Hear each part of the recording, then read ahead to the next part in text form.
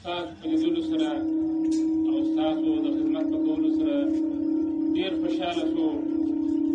موږ به کوشش کوو ټوله مشران او ټوله مسؤلین چې داسې یو فوج، داسې یو ځوانان، داسې یو فوج ورزو چې هغه زموږ د ملک څخه، زموږ د ملت څخه، زموږ د علماو څخه، زموږ د مدارسو څخه، زموږ د مساجدو څخه، زموږ د حدودو څخه د شرعي نظام دفاع کوي.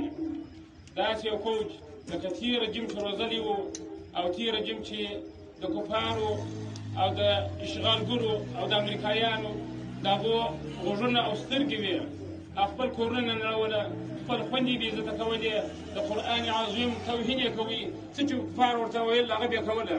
موږ به داسې مستقل او حر فوج روزو چې هغه زموږ د ملک څخه، زموږ د ملت څخه، زموږ د حدود څخه دفاع وکړي. باید زموږ د هغو ورونو، د هغو مجاهدینو چې شهیدان شوله او کونډې یې پاته دي، یتیمان یې پاته دي، غریبان یې پاته دي، باید هغه یې رکو.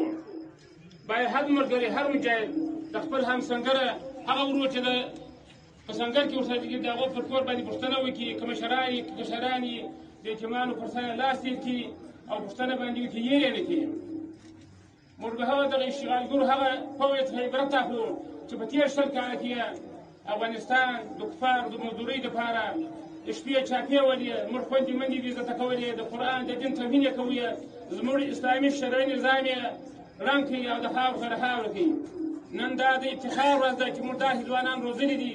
الله تعالی عز وجل دې زموږ هغو مشرانو څخه، هغو استادانو ته، هغو مجاهدینو ته اجر عظیم او عمل کثیر ورپرېږدي چې دا کوشش یې کړی دي.